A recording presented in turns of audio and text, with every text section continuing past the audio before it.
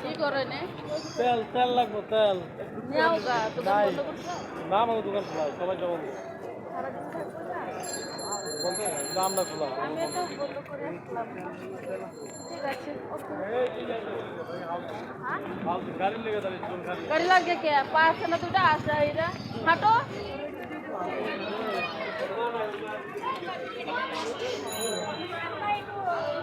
মায়েরা কাছে গেলে